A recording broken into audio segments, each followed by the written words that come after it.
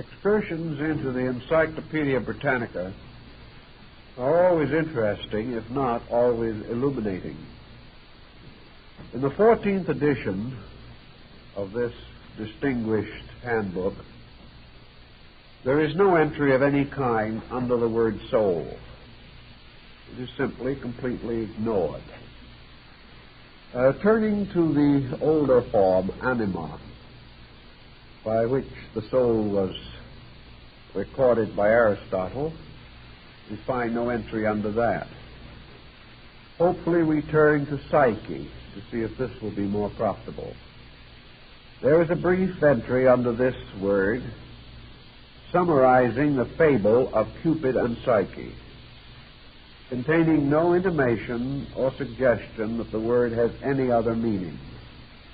So we turn to psychology and find there the opening statement: psychology is the science of the mind.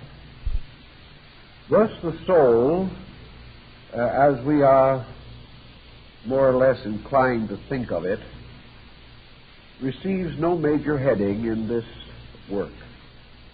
There is no doubt that by checking the index we will find many articles bearing upon the religious and philosophical meaning of the concept of soul, but it rates no major entry, no mention. This is more or less the result of a trend that has been going on now for better than a century, in which the effort has been consistently made to identify the internal life of man entirely with his mental and emotional structure. It has been taken for granted that all older concepts were more or less exploratory, that they were seeking to understand a certain internal part of man, but that all of this exploration has come more or less to naught, and what remains is the simple fact that inside of man is a mental instrument, and that this mental instrument, which also has emotional factors involved in it, may be and should be scientifically considered as the only soul that man has. This, of course, is utterly contrary to the very institutions of philosophy from which even the term psychology originally came. Psychology does not mean literally the science of the mind. It means actually the science of the soul. But in order to have some comprehension of value in the use of this term, the soul, I think we must spend some thought and consideration in trying to estimate how the more ancient groups of people, scholars, mystics, philosophers, considered this part of knowledge, this part of philosophy which deals with the human psyche or anima and its involvement in mortal concerns. There have always been two distinct points of view on this, and perhaps the conflict between them has led to the confusion of the present day. To one group, the soul represented the internal self. It represented, therefore, in broad terms, all of man apart from the body and its energies. The soul was therefore the person in the body. It was the soul that actually constituted the thinking, feeling, moving force within man. It was the soul that bestowed character. It was the soul that gradually, through the vicissitudes of life, came to dominate the material organism and transform it into an instrument for psychic purpose. The soul was therefore a true being in itself, more or less inhabiting the suburbs of an invisible universe. And it was the soul that, animating the body, entering into it, transformed this body into a living thing. This concept of soul we find among most ancient religious and philosophic groups. There was a second group, however, possibly inspired by the early philosophies of the Egyptians, that held that the soul was a kind of overtone of the body, that the soul actually was something like the Greek idea of the immortal mortal. The soul had a beginning because it arose from man's internal reflection. It had an origin because it was created out of the very life of man.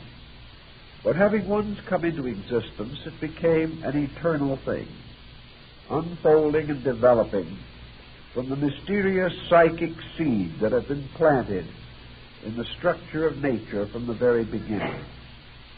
Thus, to these people, the soul was like a flower or a plant, with its seed in the dark and mysterious earth of man's spiritual nature, and its blossom radiating out into the various phases of enlightenment which man attained through his evolutionary process.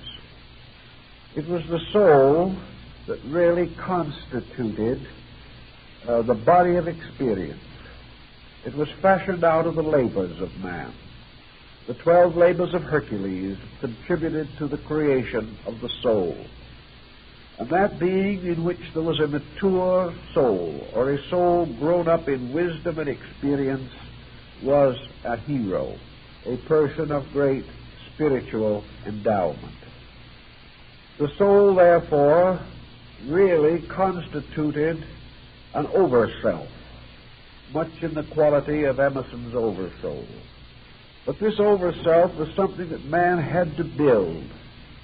Much as in our ordinary way of life, man builds through experience his attitudes, his character, his disposition, his temperament, and the very maturity to which he ultimately attains.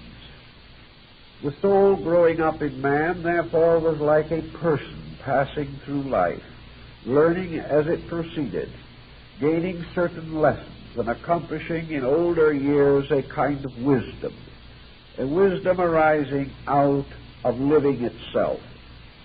The soul was consequently this wisdom body. It was this enriching character within man, becoming ever more, and by its own growth leading the body in ways of wisdom and truth. The Eastern peoples more or less follow this same concept, except that they extend the pattern to make what we might term the psychic self as something which evolves not through a single lifetime, but along the whole chain of re-embodiments included in the concept of reincarnation. Thus the soul is that which is re-embodied. It is that which continues to grow behind the changing faces and forms of embodiments. The soul begins with man, begins with his earliest evolution, but continues in an unbroken sequence of growth, passing from one body to another, gaining some new instruction, insight, or understanding from each embodiment. And it is the soul and not the person that grows richer in wisdom. The soul, therefore, becomes, at any given point or time in the evolution of consciousness, the leader of the personality. Within the soul is locked the experience of previous lives, meaning that in some instances we observe persons born with greater erudition and insight than others. We see some more skilled and more gifted. We see the rise of genius. We behold those whose aptitudes and abilities are extraordinary. To the Eastern mind, these represent soul endowments accumulated through the long cycles of rebirth. So we do have two essential concepts, one being that the soul is the person, is the being, the other that the soul is this something that grows up between body and spirit, filling the interval between the two acting as a bridge which becomes stronger and more adequate for the transmission of consciousness from within or experience from without. It is around this concept that the soul is something that is building with man that psychology gained its consolation and differentiated its own point of view. Psychology, however, has usually taken it for granted that man has only a single embodiment. Therefore, that the soul has its origin, its growth, its maturity, and its end within the span of a human lifetime. But it is in the soul, even in this concept, that what we might term the richest part of life is unfolded. It is the soul also which becomes the source of the various pressures and intensities which mark individuality. It is this soul, variously conditioned according to science by both heredity and environment, that the individual must turn to for the understanding of his own inner life. His life consists not only of his conscious experience, but of certain subconscious or unconscious experiences, which can become powerful forces in the modification of his character. So we come to certain simple concepts about this, by which we translate certain levels of activity in terms of psychology. We say the conscious mind is that part of man's mental life which responds normally to the various stimuli which are the expectancies of living. We can say, therefore, that two persons, A and B, may be involved in this. A is a friend of B. B has always been kind to A. Therefore, A is fond of B. There seems to be no problem here. We can explain the reason for this like in the natural tendencies and temperaments of these people. We find there is no mystery whatever in the association of these two persons. Each is reacting according to obvious circumstances which we can explain without any consideration of dark, mysterious elements. But we may take another A and B for a momentary comparison. A knows B, and from the first day he met B, A heartily disliked him. B has done nothing to injure A. B is not aware of any reason why this antagonism should exist. B naturally likes A, but A naturally dislikes B. Now why? This problem is no longer so easy of solution. We can no longer put together some evident and obvious elements and say this is cause and effect. We now find A reacting in a manner inconsistent with environmental phenomena. A is not fulfilling expectancy. A is under some kind of a conditioned pressure. So the problem must arise to find out, if we can, why A, who has not been injured by B and may have received favors from him, still dislikes him. To find the answer to this, psychology seeks to probe into the subconscious part of man's mind. It seeks to discover, if possible, hidden reasons for the animosity that exists. One of the simplest of all these hidden reasons could be similarity, or perhaps association. It is quite possible that sometime in his life A has known someone resembling B. This other person in some way was unfair or unkind to A.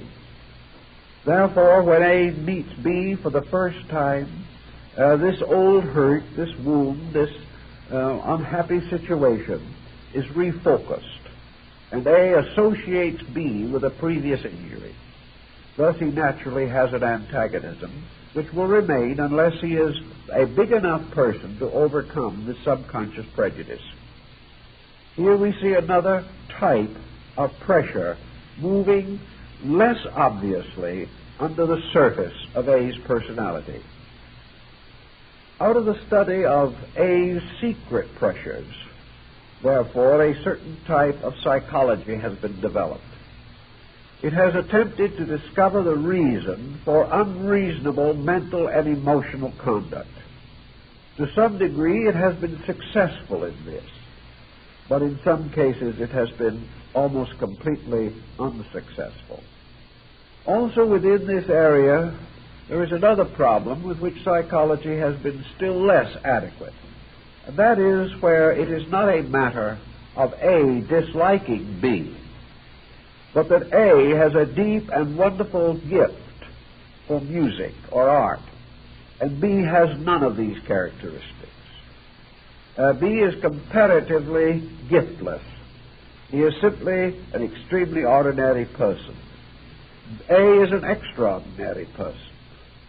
Now, the question of the psychological pressures of excellence, this question is more difficult to solve than that of prejudice. The answer we would naturally seek in the classical way, whether A has been subjected to some environment in which he had peculiar advantages over B in the attainment of genius. This may or may not be a fruitful line of research. Probably 3/4 of the time it is fruitless. The next question is, can we trace this from heredity? Is it possible that in the background of A there have been great artists and great musicians and great achievements, even though several generations back? Tracing this is, of course, increasingly difficult as we retire where fewer and fewer records are available. But often there is almost nothing to indicate that this is the solution. It may well be that A comes from a family of 5 children. Of these 5, he alone is talented, but all the others share in the same heredity. This offers question which is at the moment more or less shelved for future consideration. It will not fit into the approved pattern of things, but the human mind is very slow to change patterns that seem to be reasonably satisfactory, whether they are applicable or not. So we then have to try to find out, if possible, how it happens that A has entirely different endowments from B or from other members of his own family. And this would seem to point out the necessity of increasing the perspective on the psychic life of man to include more than one embodiment. It would seem necessary to assume that A carries a potential, that this potential came from somewhere, and that this potential was not an accident. It was not something that was merely fortuitously bestowed. It is easy enough to fill the universe with accidents if we want to think this way. But this thought very seldom contributes anything to the advancement of concrete knowledge. We must then assume that all abilities have their origin in some reasonable cause. And here's where psychology gets itself into one of its primary difficulties. Being unable to explain any cause that is consistent with its own concepts, psychology is forced to fall back upon an abstract concept of heredity that cannot be demonstrated for lack of data, or it must fall back upon the fortuitous belief that somewhere in the environment, recognized or unrecognized, the solution to the mystery must lie. Or else it must take the ground and circumstance that some individuals are endowed and some are not, for no good reason. Psychology has been dealing with the problem of no good reason for some time. It has been forced to assume too many accidents, and it has also been forced to associate the individual with too many modifying circumstances over which he has no control. From this approach, we finally come to the principal dilemma from a moral and ethical standpoint which psychology faces, namely that it forces upon us an amoral universe, a universe in which there are no values, where things simply happen, and there is no excuse for their happening. There is no reason why one individual should try harder than another, because there is no probability that effort will ever be actually rewarded. Rewards are not in terms of efforts, they are in terms of accidents. While this in the very abstract laboratory approach may be comparatively meaningless and contribute very little to the complication of human life, when this reaches out into society and becomes a dominant thought or a dominant opinion or a dominant belief, it does and has undermined man's ethical moral life. It has given him a peculiar attitude toward things, an attitude essentially unlawful and meaningless, an attitude in which values as such no longer have any distinguishing boundaries, a universe in which anything can happen and nearly everything does, and there is no particularly good explanation for the greater part of it. The ancients would not accept this. Perhaps they were too simple in their thinking, too direct to acknowledge such a concept. Perhaps they were too wise to accept it. But in any event, they would not build their universe upon this idea of incident and accident. They insisted that all things in nature had reasons, had explanations, that everything that occurred according to some reasonable plan, pattern, law, or truth. Consequently, that the differences in human life, human behavior, human attitudes, human estates must be lawful differences, not accidental differences. And the only way they could solve this was by extending the lifespan of the human being, so that that which was not accomplished in the present life could be traced to a previous embodiment. And that which was not worked out or fulfilled in this life must be extended into a subsequent embodiment. In the ancient concept, the primary end was that justice should be universally applied, whereas at the present time, the concept of justice has very little place in most scientific thinking. It has no bearing upon the psychology of accidents with which we are so heavily dominated in modern thinking. Now, psychology has as its theoretical achievements two ends, both of which are regarded as essentially useful, and within certain reasonable boundaries they are useful. One is psychoanalysis and the other is psychotherapy.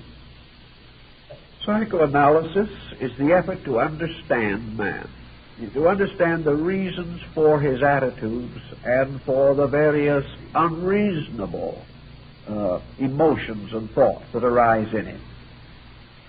Under analysis, a certain amount can be demonstrated. It can be shown, for example, how dangerous prejudice can be. We gain a very valuable insight into the reason for unaccountable pressures that distort the person, which damage the individual himself, and which bring upon him numerous misfortunes in life. It has been well demonstrated in a number of cases that the individual, heavily burdened by internal intensities, can damage his life, his health, his career, and his social standing by permitting these ancient grievances of his own temperament to continue to dominate action.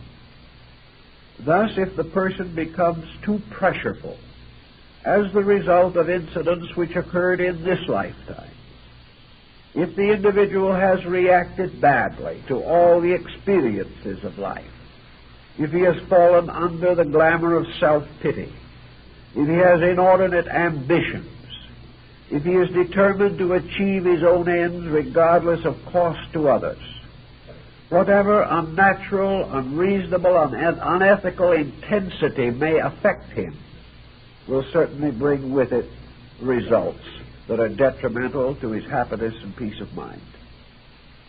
Psychology, then, shows that a bad disposition does nobody any good, and this is a very basic and valuable discovery. The only answer that they do not seem to be able to work out at the present time is what to do with a congenital bad disposition. How it happens that some individuals seemingly are born in the objective case and never get over it. How it happens that some persons are difficult from the beginning, easily inclined to neurosis, likely to take the wrong angles and the wrong views of everything, whereas others, born in the same families, under the same social conditions, in the same races, and in the same countries, are much more docile, easily regulated, and more idealistic and constructive in their points of view. These problems are still tossed back into the mysterious bin of heredity and must remain there until some wiser solution is found. But there has been sufficient to prove beyond doubt the simple fact of mental hygiene, namely that as the individual thinks, he will pay in terms of happiness and health. Now, the psychoanalysis dealing with this phase of the problem leads naturally to psychotherapy. How are we going to get the individual out of his bad habits? This has resulted in a break into smaller schools of most of the larger psychological streams. There have been many different groups arise, each of which has a different approach to this problem of psychotherapy. Some hold that the most important thing is to place the individual under counseling, to keep him extroverting his pressures until he exhausts them. Others feel that the individual can gradually be taught to appreciate by a kind of inward experience the quality of his own mistake, and out of this will come gradually a rescuing or restoring of normalcy by the effort of the patient himself. Others have resorted to hypnosis, drug therapy, and everything that can be devised by modern science to help the individual to fight the tensions which his own pressures and dispositional intensities have created within him. To a measure, this type of psychotherapy has been helpful. It is especially helpful in advanced cases of psychiatry. But all in all, we cannot say that psychology as it is today is a perfect art or even nearly a complete science. Such is not the case. It is still a dependency, dependent upon the large structure of philosophy for its realities, for its integrities, and for its survival. Fortunately, the present trend is toward this realization. And where a few years ago the psychologist was a very complacent person, certain that he had the final key to human happiness, he is now far less certain of this. And part of his increasing modesty is due to the circumstances of contemporary life. He is discovering, rather to his amazement, that although we have more psychologists than ever before, we have more mental illness than ever before. He is beginning to sense that something else is necessary, and that psychology, without certain internal integrations within its own structure, can contribute to problems rather than to their solution. And working on this problem, psychology is concerned today more and more with the restoration of an ethical structure. In other words, it is seeking to be re-identified with the principal stream of philosophical descent. In the mystical way of looking at all of these problems, in the classical psychology, the ancients accepted certain facts that modern psychologists are loath to accept. They accepted, for example, the existence in man of a spiritual energy or a divine life principle. That this divine life principle animates all things, supplying them with their life requirements very much as the sun animates all of nature and sustains the infinite diversity of growth and unfoldment everywhere obvious in the natural world. That this inner light or life or power should be termed a spirit or spiritual principle is only consistent with the early experiences of human beings. Therefore, the ancients, for the most part, some exceptions, for the most part held the validity of a spiritual principle, that man was a motion of life through time and space, that this life had a certain fixedness in it somewhere, that this life was something doing something. It was not merely a series of interrelated phenomena with no essential basis. This life itself, according to the ancients, had as its primary purpose a mysterious motion called evolution or ideation.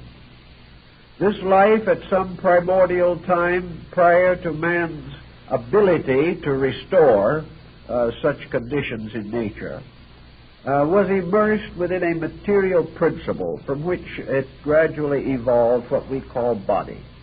The ancients symbolized this primary union of life and matter in the seed, or the form of life in which the life itself is locked within some kind of a shell.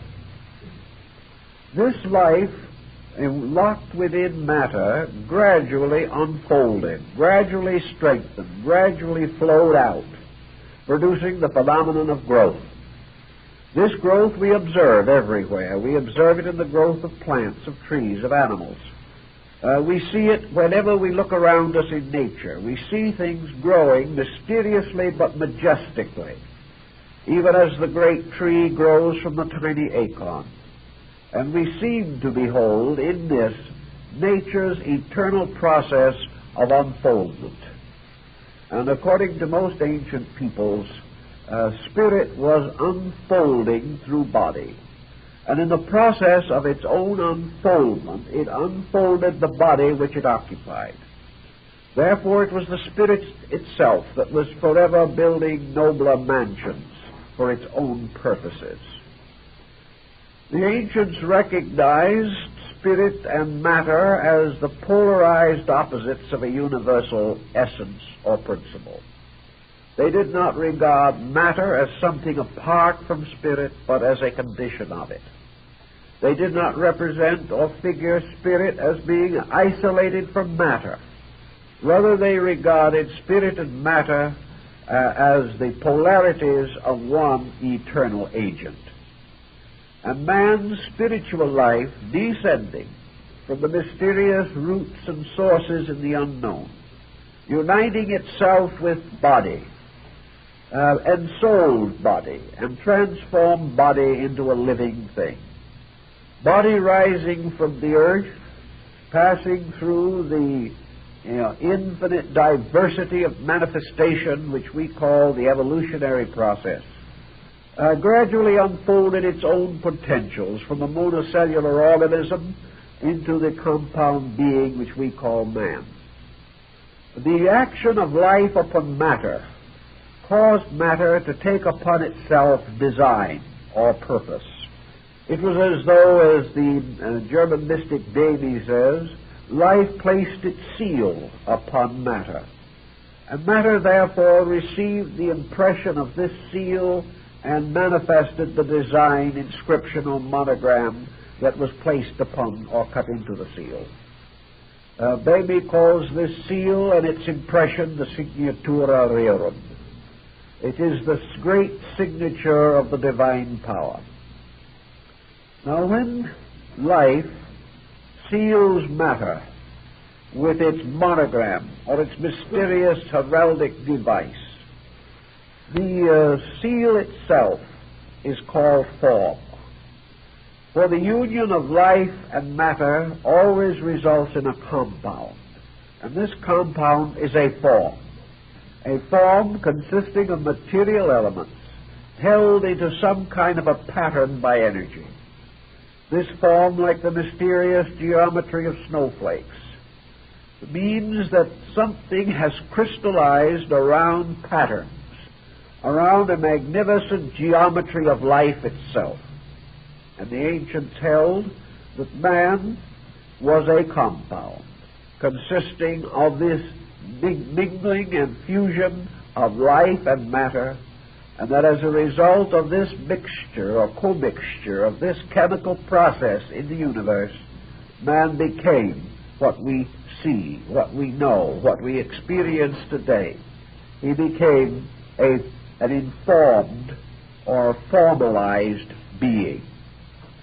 Now, as the union of spirit and matter produced form, so according to the ancient belief, this fusion also produced a mysterious thing called soul.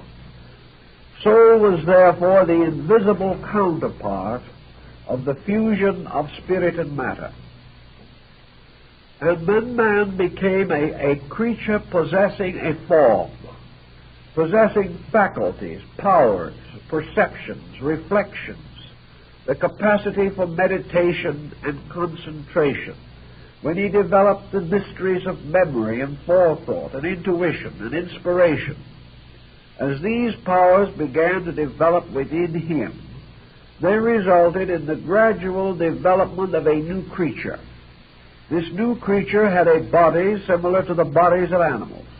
He had a life eternal in the light of God.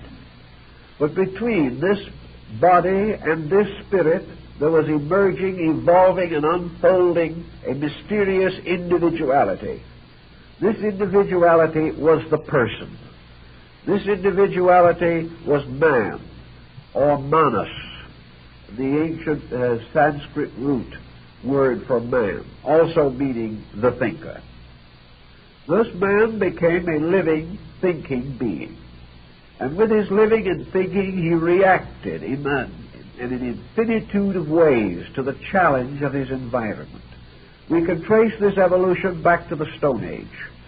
We can trace it back to the time when man first desired to perpetuate the records of his own kind by making crude drawings and sculpturings upon the walls of caves and on the faces of cliffs. We can see his struggle through the beginning of arts and sciences. We can see him discovering fire.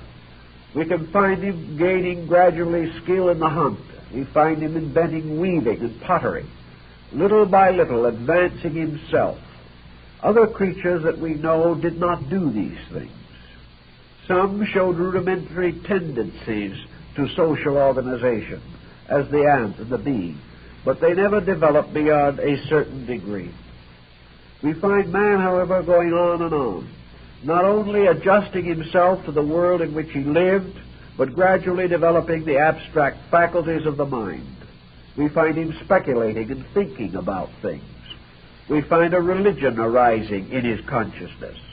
And little by little, this fusion of spirit and matter, producing, as we say, the rudimentary principle of mind, began to enrich this mind. And this mind, in turn, began to enrich the life of the person in the material world. And by degrees, over vast periods of time, the mind took leadership over the body, and more used the body for its own purposes. Man no longer simply existed to survive. As soon as mind began to take over, man began to think in terms of leisure. Man began to contemplate the possibility of an inner life apart from the mere struggle for survival. Out of leisure came the arts and sciences, the philosophies, the literatures, all of the music, the theater, the drama, dance, every development of man's psychic life. These all came from the leisure or the power of the individual to have a life inside, and a life which it was not necessary to completely smother in order to maintain physical existence. So man gradually began to conspire on how to gain for himself greater freedom from the stress of material need. He learned by degrees how to save the seed and augment the crops. He learned how, by industry, to make useful devices. He invented light so that his hours of darkness would not be so complete, and he would have greater time for contemplative life. Little by little, therefore, the human being built up between spirit and body a structure of experiences, a structure rich in the story of the struggle of an inner being to express itself. Now, religion may in some instances identify this inner being totally with spirit. But the animal has spirit. The bird, the fish, the insect, all these creatures have spirits. They are all alive. They are just as much alive as man. But they have never individualized this mysterious middle ground. They have never taken life and gradually given it a certain integration. They have never created the power to create leisure for themselves. They've never found the way to use this leisure. If these other creatures had ever gained this power and this skill, they would probably have long ago overwhelmed man, because they outnumber him, and in many ways they are infinitely more resourceful than he is. But they have never had this sense, this mysterious power of gaining mastery over destiny. So we find gradually in this middle distance between spirit and matter the arising of the true human being. We find him therefore suspended twixt heaven and earth, dominion wielding. He is like the Chinese triad of heaven, earth, and man.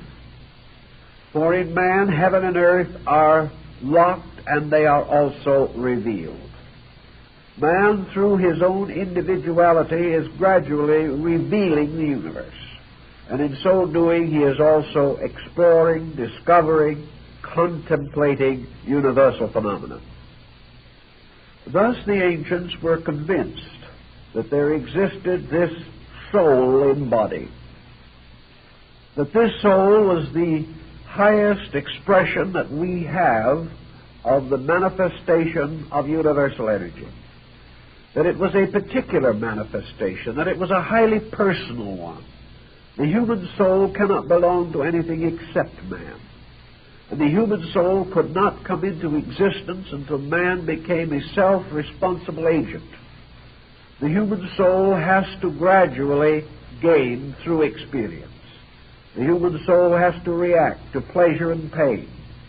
It has to discover its mistakes. It has to advance its virtues. It has to punish its defects, until finally, because it has individuality, because it has a certain moderate determinism, which it calls free will, this soul is capable of growth, capable of becoming. It is also capable of limiting or delaying its own growth. But because this growth is part of universal life itself, it cannot completely destroy the power of itself to grow. It can damage this power, but it cannot frustrate its purposes. Thus man arises as the Son of heaven and earth. He arises as having been endowed by nature with the richest part of natural heritage, and endowed by the divine principle with the potentials of his own divinity. Man then is indeed a creature in whose nature the ultimates and the extremes of existence are both bridged and reconciled. On this basis, then, we have the concept of the soul as it was understood by the Greeks and by most other ancient peoples. And because this psychic power gradually gained the knowledge of itself and gained the power to contemplate its own structure, its own majesty, and its own manifestation through the study of its consequences as a force in life, so man began to develop a science of his own soul. He gradually developed realizations of how the soul could be advanced in its purpose, how it could be retarded, what would enrich it, what would impoverish it. He also gradually came to know the needs of the soul, what was necessary to its growth and happiness, its normalcy and order. Plato gives us a considerable discussion of this particular subject. And like most of the Greek philosophers, he assumed that finally the soul was a geometrical equation. It was a kind of mathematical creature. It was a creature that could be best symbolized by numbers, and by their arrangements, and by the unfoldment of the symmetrical Platonic solids. The soul also, in addition to all of these other characteristics, according to the Greeks, being, so to say, a product of the union of heaven and earth, could be lured away from its middle place by the various circumstances of life. The soul was perilously poised on the roaring ridge of heaven. It was truly in a middle ground or middle distance between extremes. And man's own abilities to maintain the equilibrium of the soul, these abilities determine very largely the health or sickness of his own psychic self. If the soul was caused by the intemperances of living to verge toward the body and become identical with it, then the individual was termed a materialist or a sensualist. Then it was that the soul, instead of regulating the body, became its slave. This is the allegory behind the story of Samson, who, having been blinded, was bound to the millstone of the Philistines. This soul that is blinded by materialism becomes, as it were, bound to the millstone of the material world and its problems, grinding out corn for profit, continually enslaved by the very body which was fashioned for its purpose and for its unfoldment. As the soul went or verged nearer and nearer to body, it was said to enter into a stupor, or to become obsessed or possessed by body. It became numb and intoxicated with the pressures of the senses, until finally this soul descended into a darkness, losing all sense of its own existence, forgetting that it was a living thing, and remembering no part of its divine origin, a point again brought out for the parable of the prodigal son, and in the Gnostic legends by the hymn of the robe of glory. The soul, having thus lost all sense of its own divinity, of its own nobility, became simply an instrument for the gratification of the sensory perceptions. Its thoughts were only in terms of the comforts of the body, the fulfillment of material ambition. It dealt in stratagems and spoils.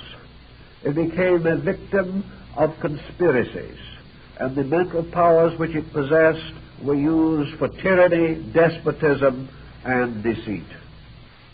Thus Plato describes the most unhappy and miserable state of the soul, in which it is therefore said essentially to enter into a state of hell. For as both the Greeks and Egyptians pointed out, hell was simply the soul imprisoned within body, limited by the tyrannies of the sensory perceptions, pressed on by the demoniacal forces of deceit, selfishness, and ignorance, and no longer capable of an existence in itself or even the awareness of its own nobility. Conversely, the soul, suspended in the middle distance between the divine and mortal, could verge toward the divine, could ascend from the tyranny of the body, and incline itself more and more to the contemplation of heavenly things. When the soul chose to join itself to the eternal source of its own being, this soul was said to become an idealist, no longer accepting the tyranny of body, renouncing those procedures and processes which might bind it to the delusion of the sensory perceptions. The soul sought rather the rarefied atmosphere of intuition and vision.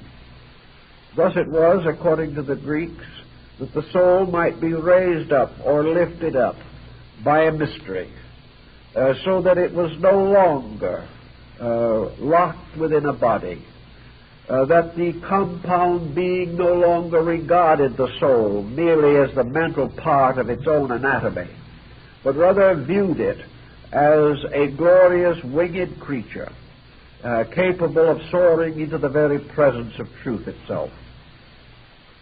The ancient mysteries of the Greeks, the Egyptians, the Hindus, and other nations which possessed the secret religious systems These ancient mysteries had as their purpose the separation of the soul from the body without death. For it was assumed that this was a kind of philosophic death, in which the soul, transcending body and ascending from it, attained liberty or freedom and existed in the pure air of reality, even while the person was still embodied in a material constitution. The soul which thus liberated itself from body, even though still embodied, was also then believed to have attained an immortality. For the soul, once liberated by its own insight, could not in that embodiment or in any other future embodiment ever lose this enlightenment, because the soul in its own nature could not be embodied, and once it was free from the primordial ignorance which had brought with it from the beginning, once it had matured beyond the condition of ignorance, it could no longer be forced into that ignorance. It could no longer again be identified with body, so that while this person might be born again many times, he would be born and would at an early age or in coming maturity achieve the realization of the dignity of his own soul. This was the concept around which the primitive psychology of the ancients was built. It was built on the great concept of liberating the soul from sensuality, liberating the soul not by forceful measures, not by some desperate discipline, but liberating it by persuasion, by gradually inviting it to contemplate nobility, by instructing it in the noblest and most gracious of the arts and sciences, by perfecting it in philosophy and religious insight, and by inspiring it to seek continuously and unfailingly for the spiritual source of its own life. It was this soul, therefore, that attaining a certain immortality was ultimately, as described by Pythagoras in the Golden Verses, reunited again with the divine power from which it came. This is the panorama of psychology as the ancients held it to be. We can see how modern psychology is a fragment of this, but lacking a larger picture, lacking the great moral inducements, lacking the great ethical institutions, lacking these systems of meditation and contemplation which led to the purification of the soul, lacking even a philosophy for the emancipation of the psychic life from bondage to matter.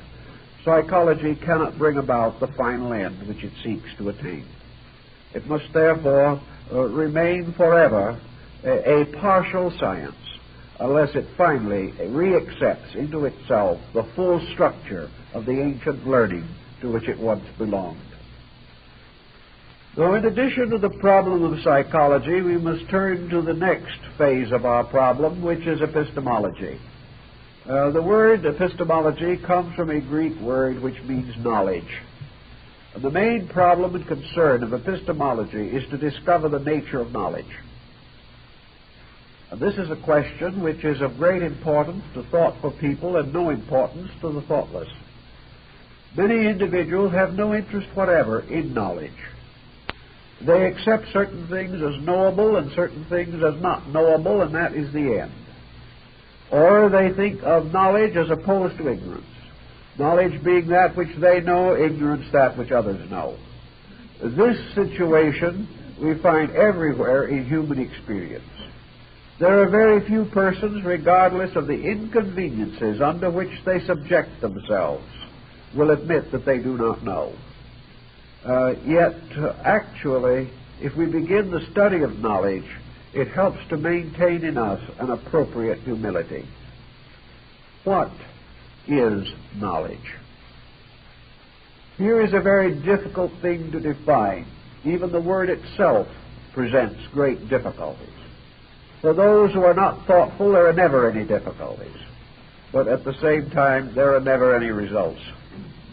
But to the more cautious, to the more considerate, the problem of knowledge must presume something else. Knowledge can only exist if there is something to be known. Knowledge must therefore be dependent entirely upon the validity of that which can be known. Now, modern attitudes toward knowledge are quite different again from those of our classical ancestors. Modern individuals, particularly those following the humanistic persuasions, are inclined to assume that all knowledge must be relative, on the ground that ultimates do not exist until they occur.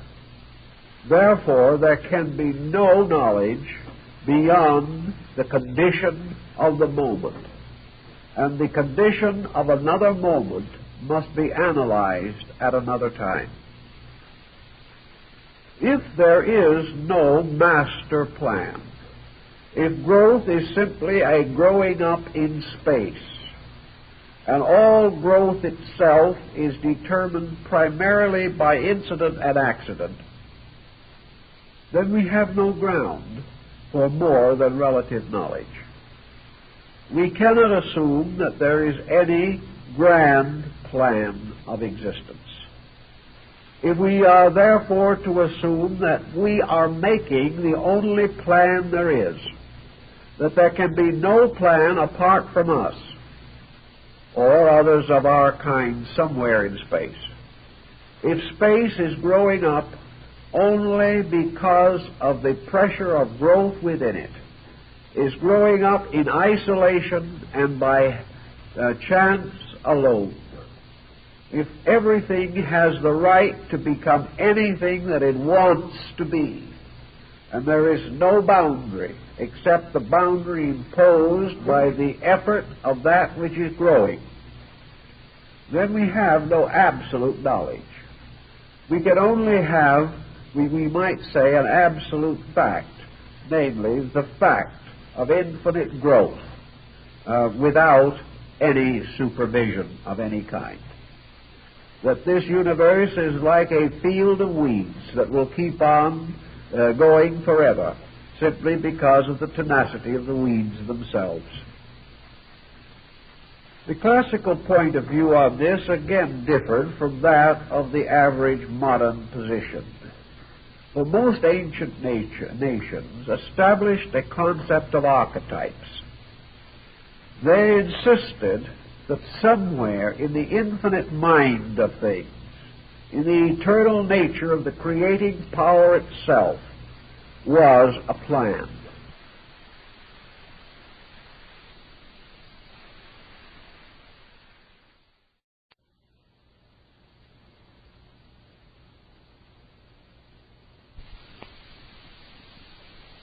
That this plan has always existed.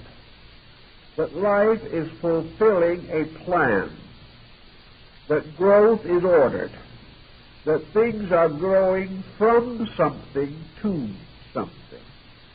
That all growth is leading in a direction predestined and foreordained before the beginning of the world, to use a good old scriptural term. Therefore, that there is somewhere a final, inevitable group of realities. These realities, known or unknown, recognized or unrecognized, acknowledged or denied, remain the same. Nothing changes them. Man may shake his fist at them forever, but he does not diminish them in any way. The individual may live many lives without knowing that they exist, but nevertheless they exist within him and he in them from the beginning. The concept of archetype would assume, therefore, that in the mind of God, reality is a fact, that reality exists.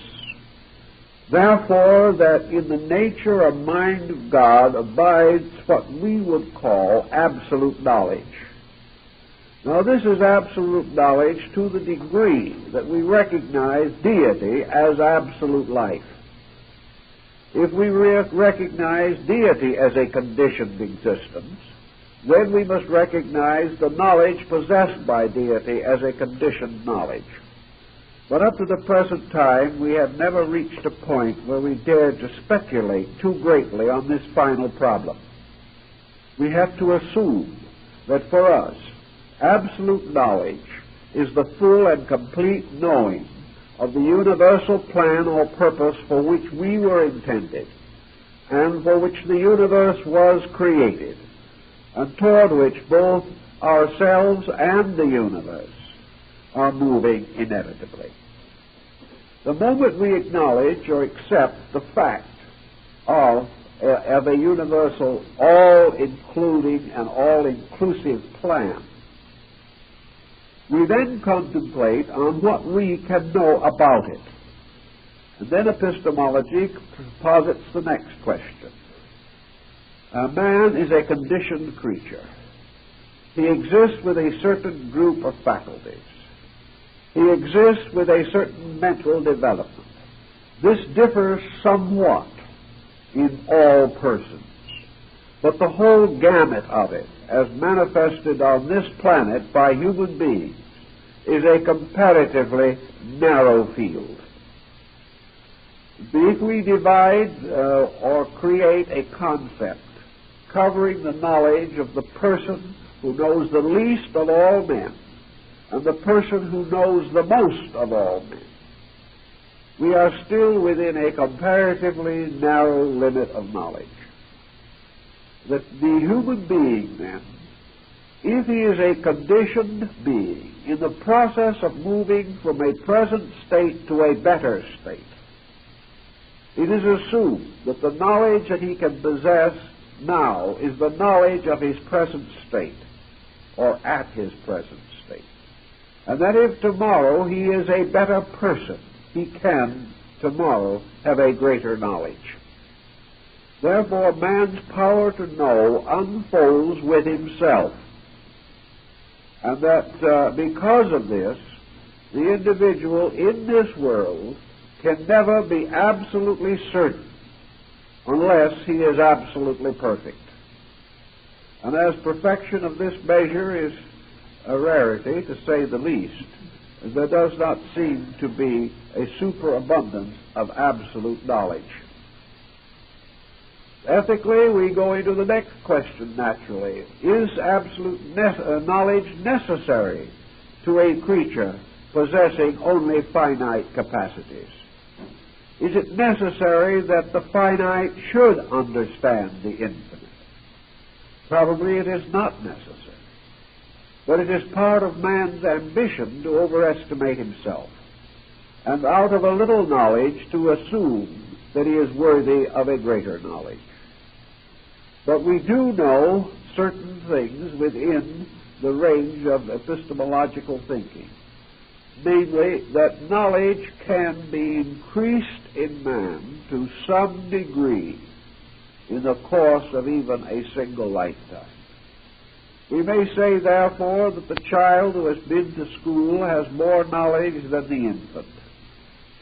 We may assume that the mature human being has more knowledge of some kind than the child, and that the person who has lived out his 80 years of a rich life of experience has more knowledge than a young person in their teens or 20s. All things being otherwise equal, we therefore say that there are two ways in which knowledge can be increased. First, by education, and second, by experience. These two forms, therefore, gradually increase the knowledge which the person possesses. But this increase is usually limited to a comparatively narrow area of material needs, responsibilities, or desires. The person experiencing material things becomes learned in them. An individual going to school becomes informed in the arts and sciences of his times and conditions. But it cannot be said that either of these persons has broken through the comparatively narrow boundaries of material knowing or material information. Epistemology then brings out the question, are there other ways of knowing?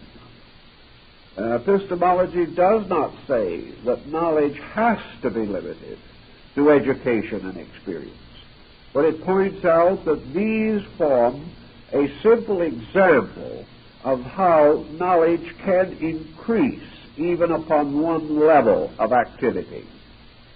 Knowledge does not, however, transcend that level so long as it is related to the education and the experience of that level alone. Philosophy also points out that by certain interior attainments above the ordinary, based perhaps upon the advantages of being embodied with a more mature soul than that to be found in another person, certain individuals possess a greater degree of essential knowledge than others. By essential knowledge, we now mean knowledge which enriches life rather than merely enriches living.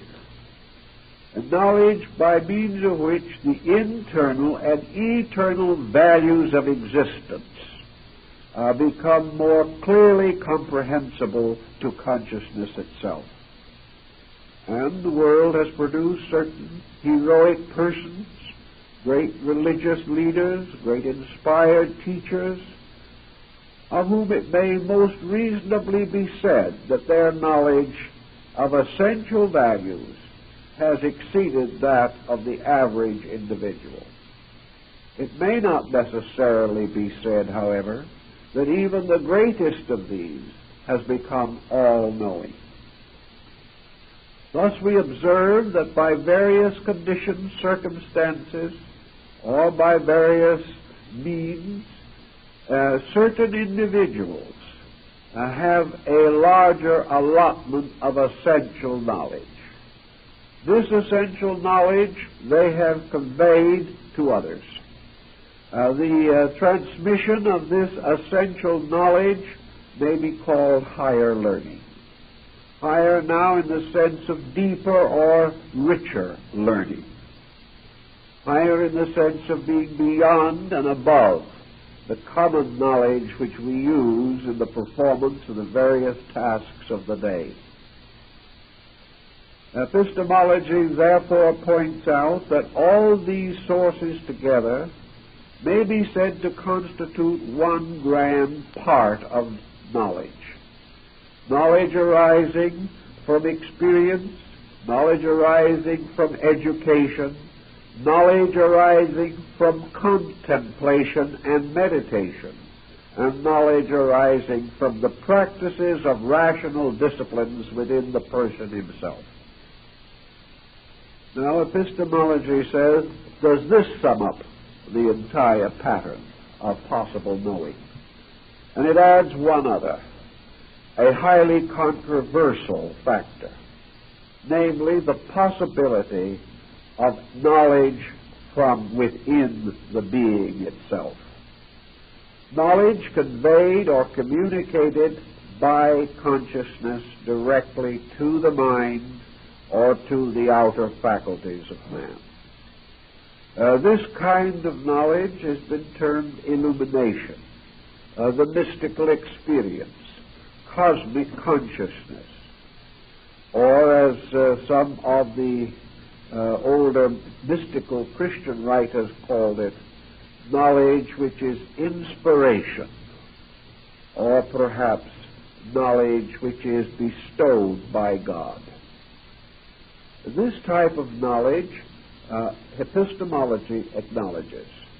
It accepts that such type of knowledge is possible, but points out that by the very nature of it, it presents certain inevitable difficulties. Difficulties which can be cheerfully overlooked or even denied, but whether we deny them or overlook them, they still remain also factual and unchanging. The first problem of internal knowledge or inspiration, or we might say the grace of God conferring insight. This peculiar situation has to be judged again in terms of consequences, which are the only guides that we have. And we observe that so-called inner knowledge is not always in agreement. That individuals having visions, insight, mystical experiences are not always in agreement as to the facts resulting from these experiences. We know also that so-called intuitions and inspirations may or may not prove justified. We know that individuals claiming visions or peculiar insight have frequently been wrong. Therefore, we cannot say that these visions are inevitably true simply because they come from the inside of human consciousness. Psychology steps in here and points out that almost any mental or emotional attitude arising in man can be colored or discolored by the psychic interval through which it has to pass. Thus, we can say that, empirically speaking, it is perfectly possible for an absolute knowledge to exist in the nature of God, and this knowledge to be revealed to a large degree, perhaps not absolutely, but to a degree beyond the ordinary communications of knowledge, and that this communication is possible by an inward experience called mystical, or of an illumination, or an enlightenment, or a spiritual attainment, by means of which the individual shares to an exalted degree insight into the realities of life. Epistemology covers this, affirming that it is possible, affirming that it has occurred, but not willing to commit itself as to whether even such experiences are absolute. In other words, whether it is possible absolutely for the finite or the conditioned fragments of which we call human consciousness to possess or to communicate either from its own source to its own mind or from its own mind to other minds the absolute knowledge of reality. The general tendency in this view has been to say that theoretically it is possible. Practically it has not been known to occur. But as against this absolute factor, there has been a great deal of relative transmission of knowledge, vastly in excess of that commonly available to man. And there has been, undoubtedly, legitimate internal inspiration, illumination, and mystical insight arising from the nature of man himself. And it has also been assumed in epistemology that in practical consideration, by all the laws of reason, this knowledge coming from within or arising in the inner life of man is the most direct knowledge which man is capable of receiving, inasmuch as it has less losses through transmission, that it is also experienced immediately rather than merely being communicated, and that everything else being equal, experienced inner knowledge is more valid than communicated knowledge, which must pass through various channels to reach the sensory perceptions of the individual. So epistemology is concerned with all of these problems, but it is further also concerned with the practical application of the concepts of these problems. And I think in this phase, epistemology moves very close and into very intimate association with both Eastern and Western mysticism. If it does give us a vision or a concept of a universal process, it must, by virtue of philosophy itself, give us some insight as to how these ends can be attained, how the individual can increase in essential knowledge, how he can use knowledge more effectively in the maintenance of his own life, and perhaps with more understanding in relationship with other people. I believe that the first quality which epistemology is inclined to bestow is modesty, a most seemly and becoming virtue. Modesty arising in this science is based upon the extraordinary difficulties attendant upon essential knowledge. Therefore, that the probabilities that one individual has it in greater abundance than another, these such probabilities are relative rather than absolute.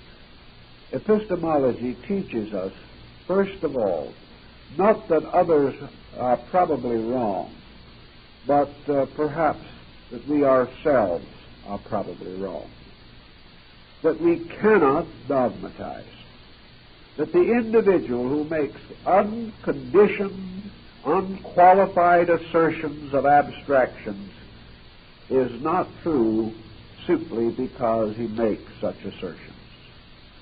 That anyone can assert, but that the only one who is able to be sure is a person whose total knowledge, whose total consciousness has been greatly elevated.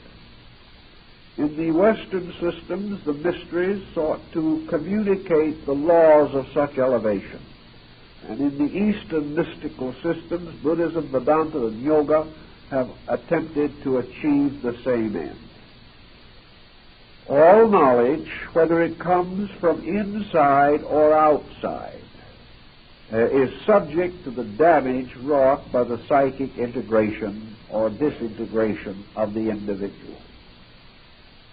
An individual under intense psychic pressure reduces the probability of their ability to possess essential knowledge.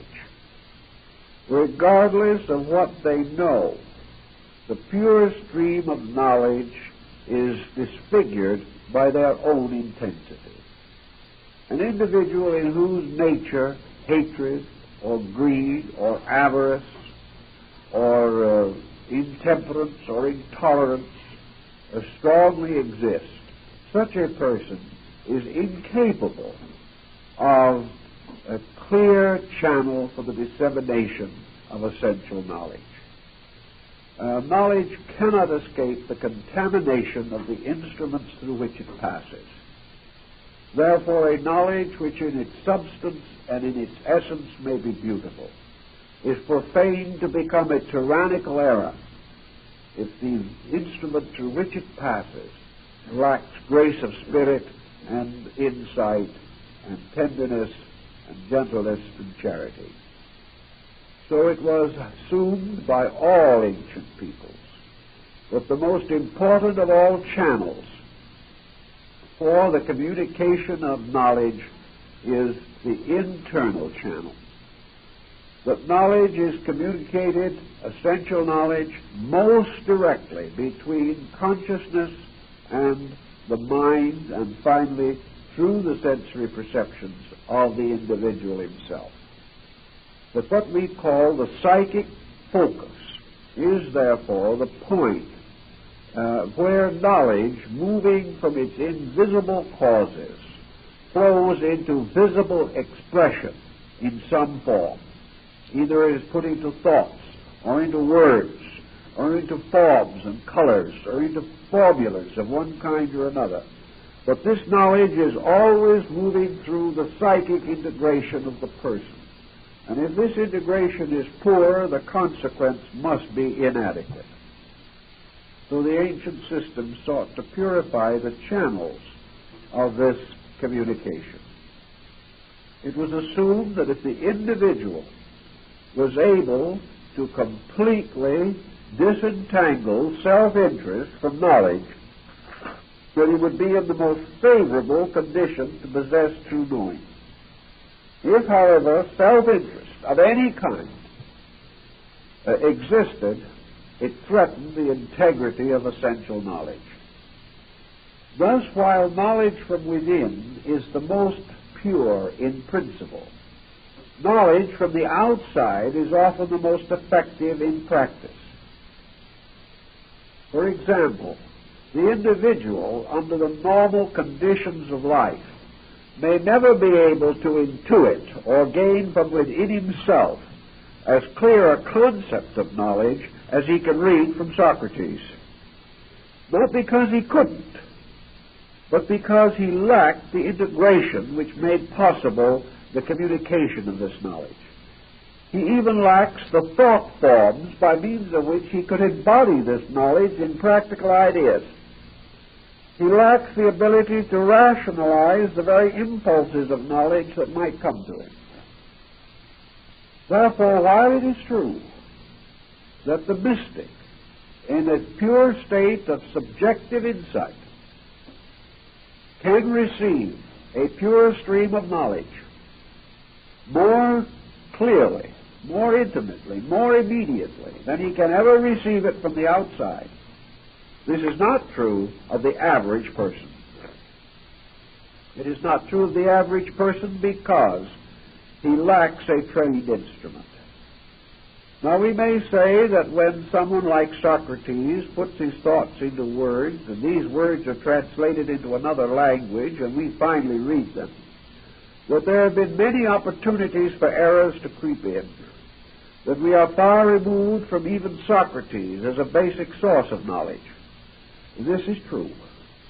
But it also remains true that human experience has shown us that even with these restrictions, limitations, and imperfections, the average person, living the average kind of life, and with the average degree of internal development, cannot equal of his own thinking the wisdom of Socrates. He simply is not able to do it. He lacks the internal development which makes this possible.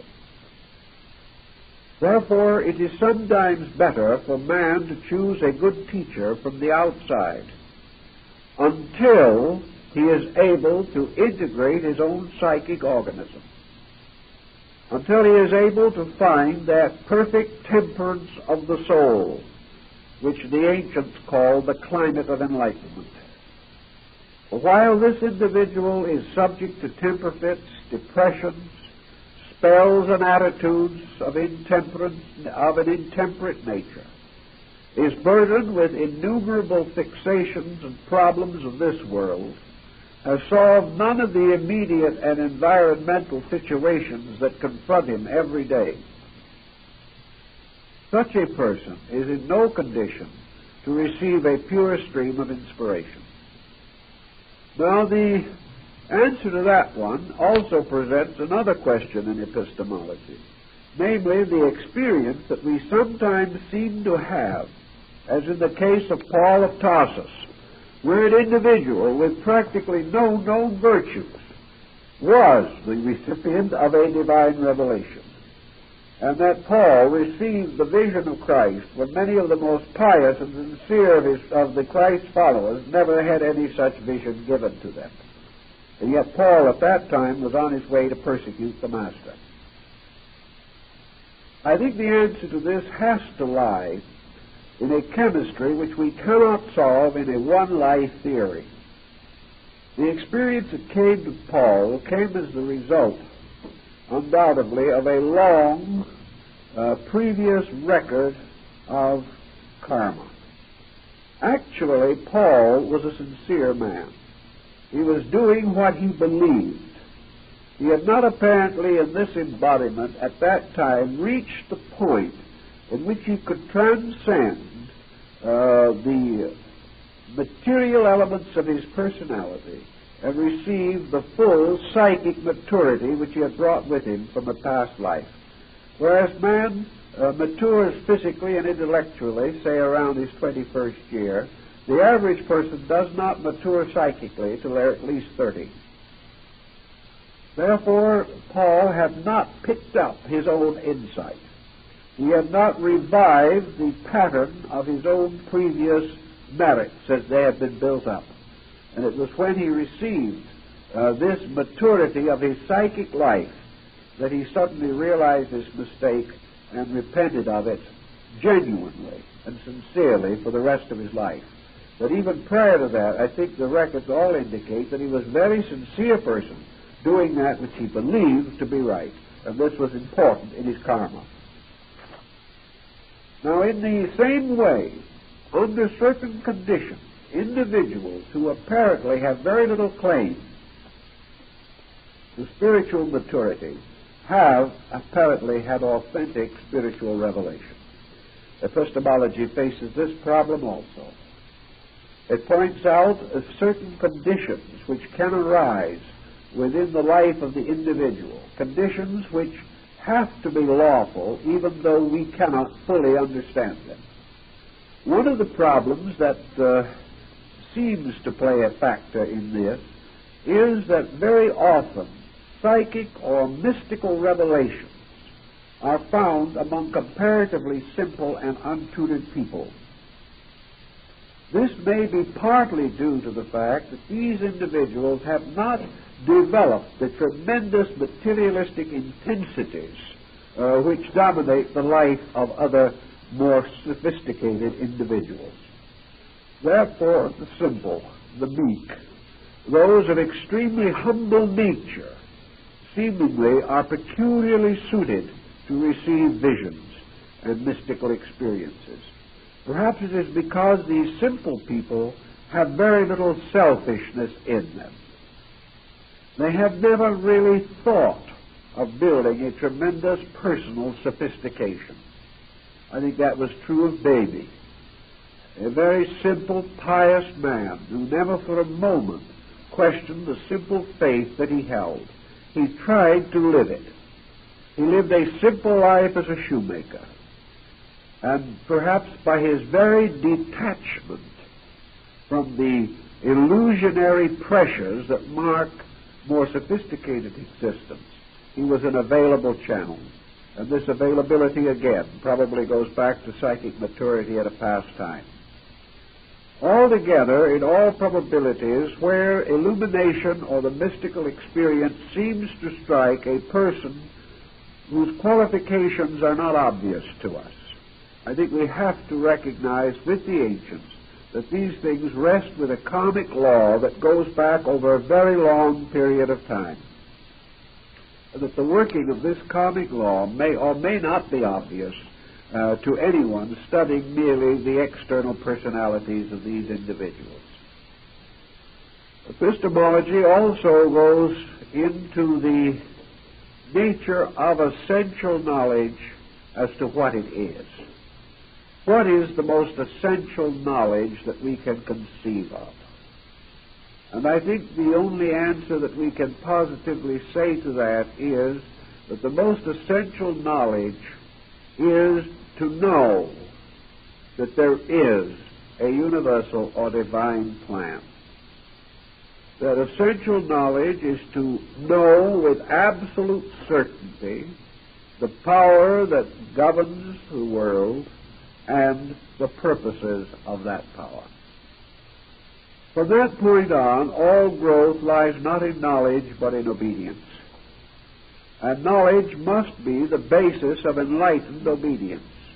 We cannot obey efficiently or practically that which we do not know.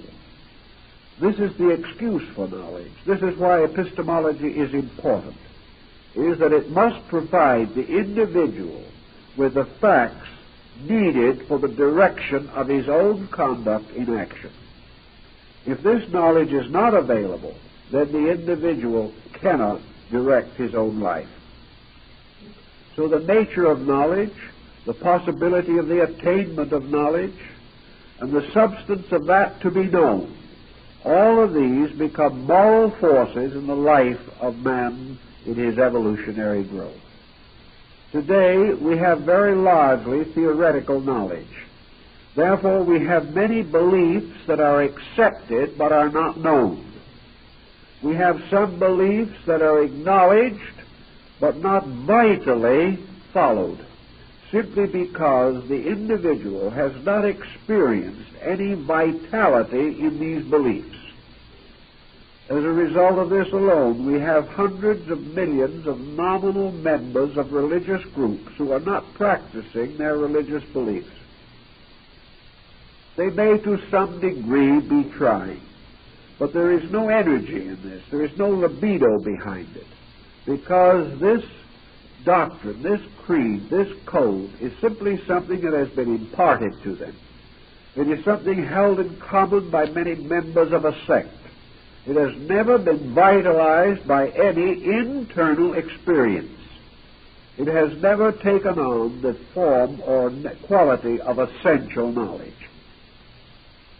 We therefore can go against our opinions, or go against the opinions of others with very little hesitation. But it is extremely difficult to go against that which we internally know by experience. Experience must ultimately convert us all. And experience is either a man's intuitive psychic recognition of truths as the result of the daily processes of life, or experience is man's participation in an overstate of knowing through visions, through inspiration, through intuition, or other extrasensory perceptions. Such knowledge as is derived from the internal has the greater authority, but also presents the greater hazard because we do not know what level this inspiration has touched. We are not sure that it has reached into the core of things. It may only be a psychological pressure arising from some willful purpose of our own, some determination to achieve a goal which is not universally appropriate. So we have to be extremely careful in the estimation of this type of revelation. But it does occur, and other things being equal, internal experience is the most powerful of all forces. In most religious systems of antiquity, religious experience of this nature, as in Zen and in other Eastern sects, was the result of dedication and discipline. The individual gradually grew in the capacity to receive inner light. He placed his life under the most rigid controls. He detached himself from all artificial or unreasonable pursuits. He simplified his conduct in every way possible. He did not necessarily renounce the world, but he certainly renounced worldliness as a force within himself. He sought to moderate all desires and appetites, and most of all to direct his attention most forcibly and continuously towards those noblest aims and ends which were appropriate. He sought to increase knowledge of all useful arts and sciences. He sought to build all of the intellectual and moral strength that he could so that this could support his spiritual endeavor. Most of all, perhaps, in all these processes, he sought for the gradual renunciation of the sense of selfness. He sought to leave behind, as far as he could, all purposes which might be regarded as self-motivated. He no longer wished to succeed. He no longer feared to fail. He no longer worried about pride. He no longer had any competitive instincts about knowing. His only desire to know was based upon his simple desire to obey the laws of God. When he decided only to obey, to acknowledge, to venerate, when his one and only purpose was to fulfill that which deity desired, and he had no human equation left, then, as Plotinus tells us, he approaches divinity. He makes the necessary requirements in his own life. And usually, where we are dealing with mystical experiences, we have a right to examine these factors. And the individual who believes that he has a valid experience must, to some measure, estimate his own character as to whether, so far as he knows, he is a valid person, whether he is entitled to such experience, whether his own life justifies his receiving a greater knowledge that he presently possesses. If he is not using well what he knows already, there seems to be little reason why he needs more. If he fails in the common things, there is no good reason why he should share in uncommon things. If he has not been able to make his obvious life a more orderly and better managed experience, there is no reason to assume that he is in need of extraordinary faculties or powers. So all things have, as the philosophy points out, a reasonableness in them. And epistemology is therefore not only the science of knowledge, it is the science of the reasonableness of becoming able to know, the science of the reasonableness of whom will receive knowledge, how it will be given, what its laws are, how knowledge administers its own estate, and how knowledge, in the proper and full course of things, becomes the inevitable birthright of every living thing. These are the various phases and departments of epistemology, and through the consideration of them simply, directly, and honestly, I think we can find that this branch of philosophy makes a valid contribution to our general improvement. Well, I think that's all for this evening. I'll take my sniffles home.